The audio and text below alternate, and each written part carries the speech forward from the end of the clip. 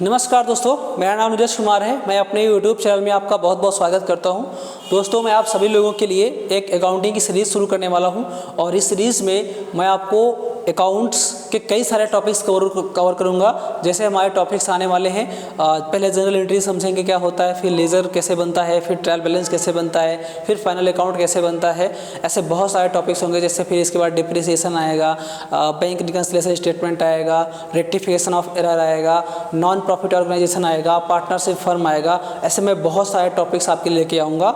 और लेकिन हाँ, ये सब टॉपिक्स पढ़ने से पहले हम पहले समझेंगे कि बेसिक अकाउंटिंग टर्म्स क्या होता है, ठीक है। क्योंकि अगर हमें ये बेसिक टर्म्स अगर हमको नहीं पता होंगे तो थोड़ा सा अकाउंटिंग समझने में हमें दिक्कत जाएगी, तो हमें आगे चलकर कोई दिक्कत ना हो, इसलिए हम पहले बेसिक अकाउंटिंग टर्म्स को पहले हम समझ लेते हैं। लेकिन आज की क्लास दोस्तों, कहने का मतलब बेसिक अकाउंटिंग टर्म्स को समझने से पहले भी हमें ये समझ लेना जरूरी होता है कि अकाउंटिंग क्या होता है। क्योंकि हम अकाउंटिंग पढ़ने वाले हैं तो अकाउंटिंग का मतलब हमें एक्चुअली में पता होना चाहिए, तो उसको पहले समझेंगे। तो चलते हैं, आज की क्लास को ज़्यादा टाइम ना लेते हुए मैं अपनी क्लास को शुरू करता हूँ। तो दोस्तों, आज हम ये समझने वाले हैं कि अकाउंटिंग क्या होती है। तो दोस्तों, अकाउंटिंग का मतलब ये है कि जैसे आपने घर में देखा होगा, घर में मम्मी हो या पापा हो, अगर कोई घर का एक हेड ऑफ फैमिली होता है तो वो पूरे घर को संभालते हैं और वो संभालने के लिए उनको पैसे की रिक्वायरमेंट पड़ती है। और वो भी जो भी उनका बिजनेस होगा या जो भी उनके कहने मतलब सर्विस जहाँ से उनको पैसा आता होगा, तो वो वहाँ से पैसा लेते हैं और कहाँ कहाँ पैसा खर्च करना है उसके लिए वो एक पापा देखते हैं, मम्मी देखते हैं, कोई ना कोई घर का एक सदस्य देखता है उनके लिए, ठीक है। तो उसको जहाँ जहाँ पैसा खर्च करते हैं प्रॉपर घर पे रिकॉर्ड कर लेते हैं, ठीक है। जैसे घर में क्या होता है, मतलब मान लीजिए मम्मी के रसोई में मान लीजिए कोई सामान कम पड़ गया, तो क्या करेंगे, प्रॉपर एक लिस्ट बनाएंगे और लिख के देंगे कि इतना सामान लेके आइए। पापा क्या करेंगे, वो सामान की लिस्ट को अपने एक्सपेंसेस वाले डायरी में लिखेंगे कि हमने इस महीने कहाँ कहाँ खर्च किया, और उसी को जो हम रिकॉर्ड कर रहे हैं वही चीज़ हम भी यहाँ समझने वाले हैं। दोस्तों, कॉन्सेप्ट हमारा वही होने वाला है, बट हाँ, घर की चीज़ों से थोड़ा सा तो यहाँ एडवांस होने ही वाला है। क्योंकि अगर वो घर वाली चीज़ अगर हम यहीं लेके आ जाएंगे तो थोड़ा सा उस घर के अकाउंटिंग में और यहाँ के अकाउंटिंग में क्या फ़र्क समझ में आएगा। तो कहने मतलब कॉन्सेप्ट वही रहेगा, बट वहाँ से बहुत ज़्यादा एडवांस तो यहाँ पे हम समझने वाले हैं। अगर वही चीज़ होता तो फिर आप मेरे पास क्यों आते हैं यहाँ पढ़ने के लिए, या फिर मैं यूट्यूब पे क्यों आता पढ़ाने के लिए, ऐसा कुछ नहीं है। तो कॉन्सेप्ट कहने का मतलब वही होने वाला है, बाकी समझ में आपको सब कुछ आएगा। मैं आपको बिल्कुल कहने बता रहा हूँ कि कॉन्सेप्चुअल क्लियरिटी के साथ लेकर चलूँगा। हर एक टॉपिक के पीछे मैं आपको कॉन्सेप्ट बताऊँगा, ये पक्का है। कॉन्सेप्ट बताऊँगा और एग्जांपल ऐसा लूँगा कि आपको बिल्कुल समझ में आ जाएगा। आपके घर के रियल लाइफ एग्जांपल से मैं आपको कनेक्ट करूँगा, उसको लेकर धीरे धीरे करके हम आपको समझेंगे, ठीक है। तो एक दोस्तों, मैंने एक डिफिनीशन उठाया है। वो डिफिनीशन जो है मेरी डिफिनीशन नहीं है, वो डिफिनीशन ये है कि मैंने वो डिफिनीशन लिया है AICPA से। AICPA एक इंस्टीट्यूट है अमेरिका का जो CPA कोर्स कराता है वहाँ के। जैसे हमारे इंडिया में CA होते हैं, वैसे अमेरिका में CPA होते हैं, ठीक है। तो उनका जो एक इंस्टीट्यूट है, उन्होंने 1961 में एक डिफिनीशन दिया था। वो डिफिनीशन ऐसे है दोस्तों, समझ लेते हैं आज के इसमें।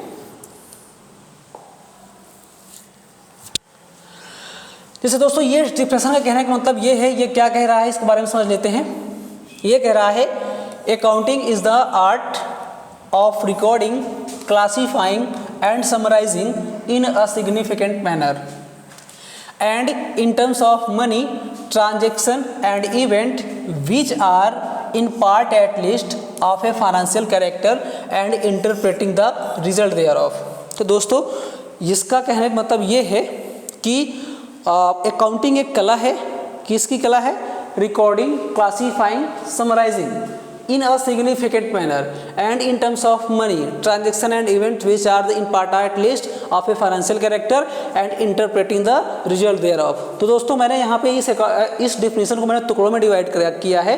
तो एक एक शब्द को हम समझेंगे कि आर्ट क्या है, रिकॉर्डिंग क्या है, क्लासीफाइंग क्या है, समराइजिंग क्या है, या सिग्निफिकेंट मैनर क्या है। हर एक छोटे छोटे इनको मैंने टुकड़ों में डिवाइड किया है और उनके हर एक पार्ट को मैं समझाने की कोशिश करता हूँ आपको। तो चलते हैं अपनी नोट्स पे। तो नोट्स पे मैंने सबसे पहले लेके रखा है आपके लिए ये अकाउंटिंग इज द आर्ट। दोस्तों, यहाँ पे आपको सबको पता होगा कि आर्ट का मतलब तो कला होता है। अब यहाँ पे अकाउंटिंग में जो एक कला शब्द लिया गया है वो उसी का है जो आप समझ रहे हो। कहने का मतलब थोड़ा सा यहाँ पे अलग हो जाता है कि आर्ट, ये जो कह रहा है कि अकाउंटिंग एक कला है, तो यहाँ पे कोई भी कला बनाने के लिए अगर मान लीजिए ड्राइंग्स आप बना रहे हैं तो उसको अगर कलाकारी आपको प्रेजेंट कर रहे हैं तो उसके लिए आपको पास स्किल और जजमेंट और एक्सपीरियंस की आवश्यकता पड़ती है। अगर वो एक्सपीरियंस आपके पास है, वो जो स्किल आपके पास है, वो जजमेंट लेने की आपके पास पावर है, तो कहने का मतलब आप बहुत अच्छा परफॉर्म कर पाएंगे। ठीक है, आपकी जो एक्सपर्टीज़ होती है वो बहुत ज़्यादा होती है। तो दोस्तों यहाँ पे आर्ट का मतलब सिंपल सा वही कला है, कहने का मतलब आप जिस काम में करने में एक्सपर्ट होते हैं। तो कोई भी काम करने की एक्सपर्ट करने के लिए आपके पास स्किल की आवश्यकता पड़ती है। ठीक है, और दूसरा आपके पास जजमेंट की आवश्यकता पड़ती है। जजमेंट मतलब निर्णय लेने की शक्ति का।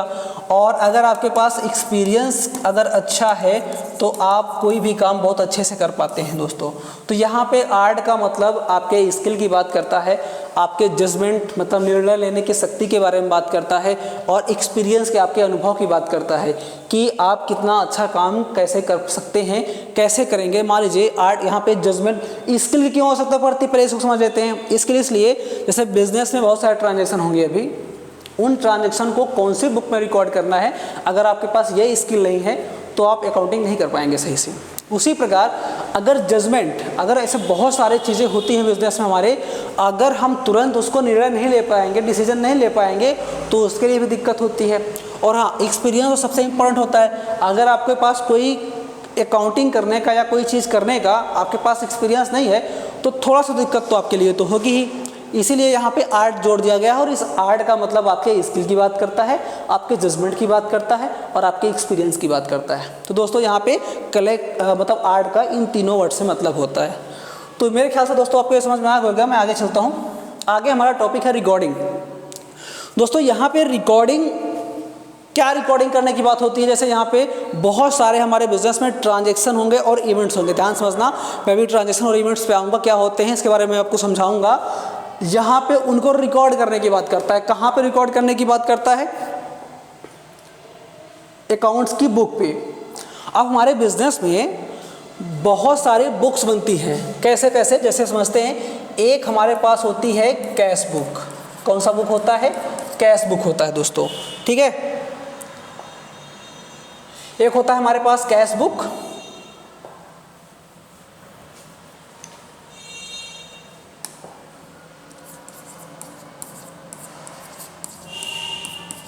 एक होता है हमारे पास परचेस बुक, एक होता है हमारे पास सेल्स बुक, एक होता है हमारे पास परचेस रिटर्न बुक, एक होता है हमारे पास सेल्स रिटर्न बुक, एक दो और होती है हमारे पास, एक होती है बिल्स रिसीवेबल, और एक होता है हमारे पास बिल्स पेबल। ये बहुत सारी आपके पास मतलब 7 प्रकार की आपके पास बुक बनती हैं। इन्हीं को कहते हैं सब्सिडरी बुक। ये सब्सिडरी बुक में आपकी इतनी सारी बुक्स बनती हैं। जैसे मान लीजिए अगर कोई भी कैश बुक में क्या क्या रिकॉर्ड किया जाता है, तो इसको समझ लेते हैं। जैसे कि अगर आपने कोई चीज़ सामान कैश में परचेज कर लिया, या कैश में सेल कर दिया, या कैश में किसी को पेमेंट कर दिया, कैश पैसा आपने रिसीव कर लिया, तो वो सारा आपकी जितनी भी उस सारी एंट्री आपके कहाँ जाएगी? कैश बुक में जाने वाली है। अगर हमने किसी से उधार पर सामान परचेज किया है तो उसकी एंट्री आपकी जाएगी परचेज बुक में। ठीक है, देखो अगर कैश में परचेज करेंगे तो कैश बुक में जाएगी, लेकिन अगर उधार पे परचेज करेंगे तो कहाँ जाएगी? परचेज बुक में जाएगी। उसी प्रकार आपका होता है सेल्स बुक। अगर हम उधार पर बेच दिया तो सेल्स बुक में जाएगा, और कैश में बेच दिया तो कहाँ जाएगा? वो कैश बुक में चला जाएगा। इसी प्रकार परचेस रिटर्न भी होता है कि जो सामान हमने परचेस किया उसको अगर हमने बाद में वापस कर दिया तो वो एंट्री कहाँ जाएगी? आपके पास परचेस रिटर्न बुक में जाएगी। और जो हमने सामान बेचा था, सेल किया था, अगर वो हमारे पास वापस आ गया कस्टमर के द्वारा, तो वो एंट्री कहाँ की जाएगी? आपकी सेल्स रिटर्न बुक में की जाएगी। या किसी से पैसा लेना बाकी होगा तो बिल्स रिसीवेबल में, और किसी को पैसा देना बाकी होगा तो बिल्स पेबल में। इस तरह इनकी एंट्रियाँ की जाती हैं। और जो एंट्रियाँ मतलब जो ट्रांजेक्शन इनमें कहीं फिट नहीं हो पाते हैं तो उनके लिए हम पास करते हैं जर्नल प्रॉपर, उसके लिए पास करते हैं हम जनरल प्रॉपर।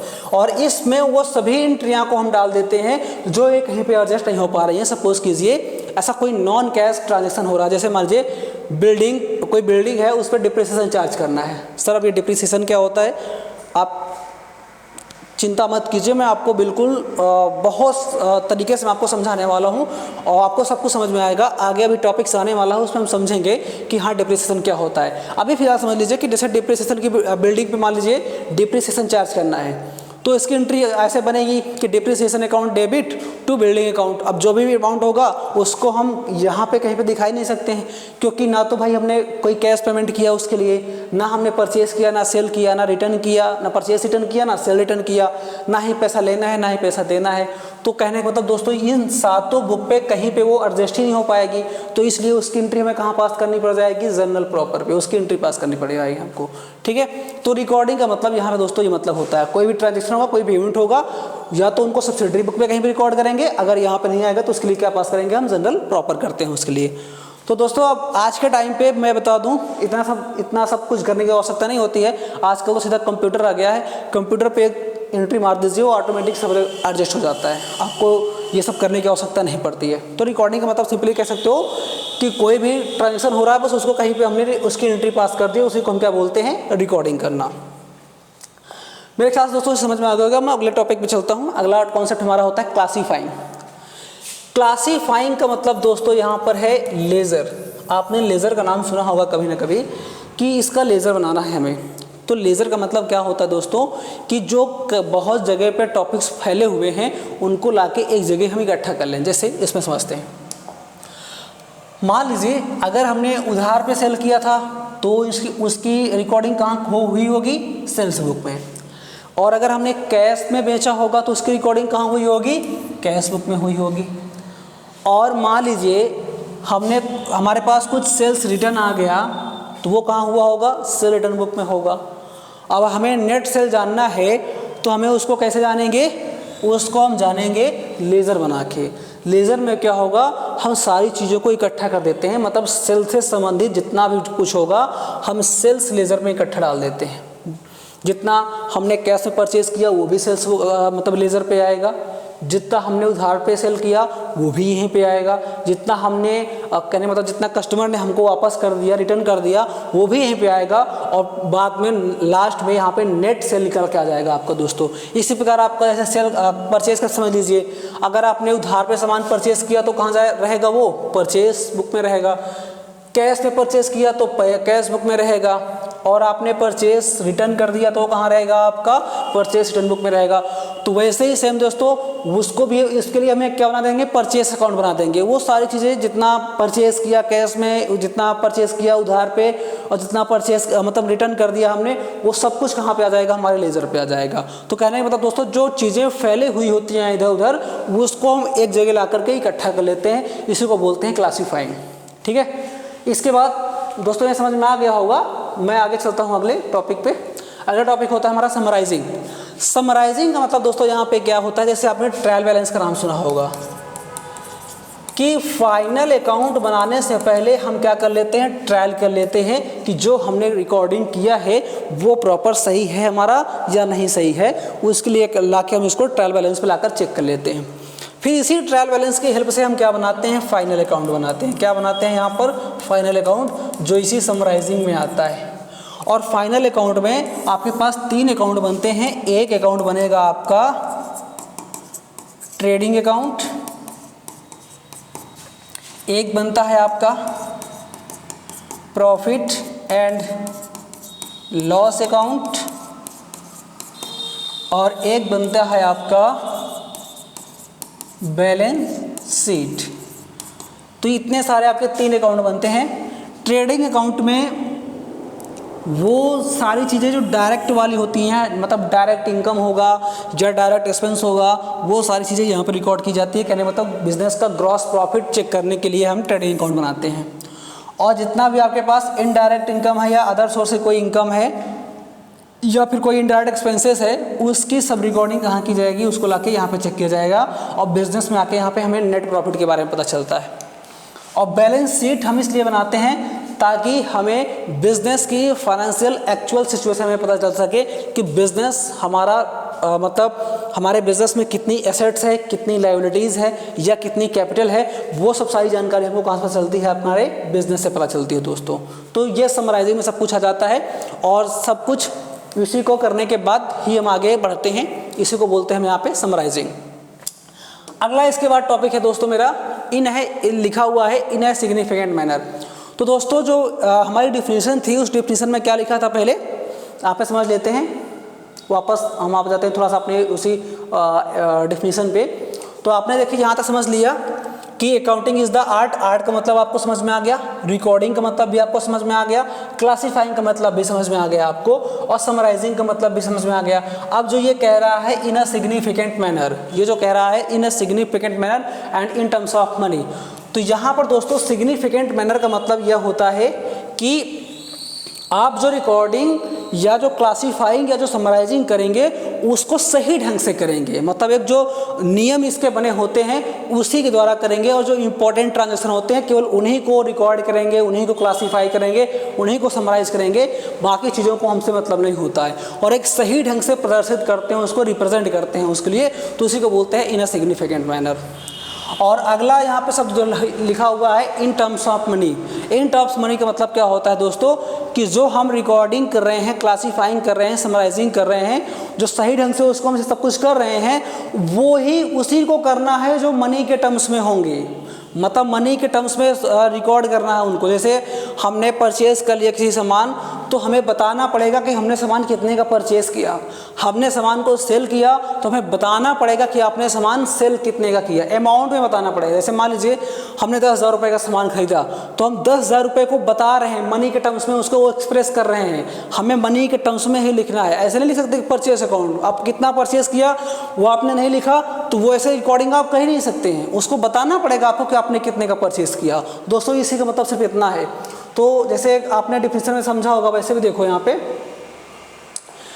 यहाँ तक आपको समझ में आ गया मेरे ख्याल दोस्तों कि आर्ट का मतलब अब तो पता ही है, क्लास रिकॉर्डिंग को भी आपको पता चल गया, क्लासीफाइंग पता चला, समराइजिंग भी सिग्निफिकेंट मैनर मतलब कि सही ढंग से, और मनी के टर्म्स में उसको क्या करना है, हमको रिकॉर्ड करना है। किसको रिकॉर्ड करने की बात कर रहा है, जो ट्रांजेक्शन एंड इवेंट्स हो। जो ट्रांजेक्शन क्या होता है इसके बारे में समझ लेते हैं। अब यहाँ पर ट्रांजेक्शन का मतलब दोस्तों यहाँ पे ये होता है कि जो बिजनेस में हमारे इकोनॉमिक एक्टिविटी होती है उन्हीं को हम क्या बोलते हैं, ट्रांजेक्शन होते हैं। सर इकोनॉमिक एक्टिविटी जैसे मान लीजिए आपने सामान परचेज़ किया, गुड्स परचेज़ कर लिया, गुड्स को सेल कर दिया, कैश रिसीव कर लिया, कैश पेमेंट कर दिया, बैंक से पैसा आपने जमा कर दिया, बैंक से पैसा निकाल लिया, बैंक से लोन ले लिया, बैंक को अपने लोन रीपेमेंट कर दिया, ये सब क्या हो रही है, इकोनॉमिक एक्टिविटी हो रही है, तो इन्हीं क्या कहा जाता है, ट्रांजैक्शन। ठीक है। और इवेंट्स क्या होते हैं, अभी इवेंट्स का एक्चुअल मतलब आपको कल पता चलेगा, लेकिन मतलब कल की क्लास में, नेक्स्ट क्लास में आपको पता चलेगा। और इवेंट मतलब वो इवेंट के बारे में कहने मतलब आपको कल पता चल जाएगा, मतलब कल की क्लास में आपको पता चल जाएगा। लेकिन यहाँ पे इवेंट्स मतलब अभी सिर्फ समझ लीजिए कि ऐसा कोई भी कभी कभी बिजनेस हमारी घटनाएं होती रहती हैं, तो उन घटनाओं को हम यहाँ पे रिकॉर्ड करते हैं। जैसे मान लीजिए कभी कभी बिजनेस हमारी बाढ़ आ गया, आग लग गया, तो उनकी बात करता है, यहाँ पे इवेंट्स की बात कर रहा है। और इसमें भी जो आगे जोड़ के रखा है word which are in part at least of a financial character, मतलब इन्हीं की बात कर रहा है ट्रांजेक्शन इवेंट्स की, कि जो कम से कम फाइनेंशियल कैरेक्टर के हों उन्हीं को रिकॉर्ड करना है, बाकी को रिकॉर्ड नहीं करना है। जैसे मान लीजिए अगर आपने गुड्स परचेज़ किया, आपने अमाउंट बता दिया, तो आप उसको रिकॉर्ड कर लो। लेकिन आपके बिजनेस में कोई एम्प्लॉय काम कर रहा है, तो वो स्किल में बहुत अच्छा है, तो आप उसकी स्किल को मनी के उसमें नहीं मेज़र कर पाओगे, आप उसे मेज़र नहीं कर पाओगे, तो उसको आप नहीं रिकॉर्ड कर सकते हैं। ठीक है। तो कहने का मतलब जो फाइनेंशियल नेचर के होंगे, फाइनेंशियल कैरेक्टर में होंगे, जो फाइनेंस को अफेक्ट कर रहे होंगे, उन्हीं ट्रांजैक्शन और इवेंट को रिकॉर्ड करते हैं, बाकी को हम नहीं रिकॉर्ड करते हैं। और लास्ट हमारा टॉपिक बचता है यहाँ पर and interpreting the result thereof, मतलब जो हमने जो हमने रिकॉर्ड किया, क्लासीफाई किया, समराइज किया, सही ढंग से मनी के टर्म्स में ट्रांजैक्शन और इवेंट्स को जो फाइनेंशियल कैरेक्टर के थे उनको सबको रिकॉर्ड, क्लासीफाई, समराइज सब कुछ कर लिया गया है, बाद में उनको क्या किया जाता है, इंटरप्रेट किया जाता है। इंटरप्रेट का मतलब दोस्तों क्या होता है, इसकी व्याख्या की जाती है। जो बिज़नेस के ऑनर होते हैं वो समझते हैं कि हमारे बिज़नेस में कहाँ लॉस हुआ, कहाँ प्रॉफिट हुआ, या क्या चीज़ें हमारे कहाँ पे वीकनेस थी, उसको हम ज़्यादा जोर दें, वो सब चीज़ों को यहाँ पे उसको एनालाइज करते हैं, कहने का मतलब दोस्तों। तो ये था आपका पूरा अकाउंटिंग का मतलब, ये इस डेफिनेशन का मतलब था दोस्तों। आइए अपनी वापस नोट्स पे चलते हैं।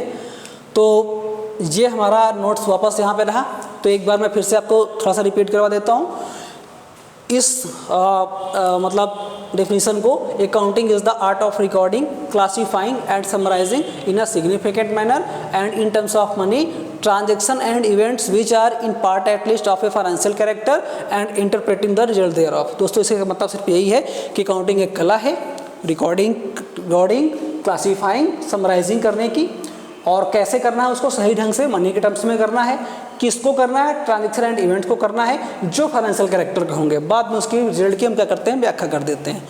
तो यही होता है हमारा इसका। अब दोस्तों मैं आपको एक इंटरेस्टिंग बात बताऊं, ये जो हमने अकाउंटिंग पढ़ी है, ये मतलब जो डेफिनेशन अकाउंटिंग हम ये डेफिनेशन अकाउंटिंग की जो है वो आउटडेटेड हो चुकी है।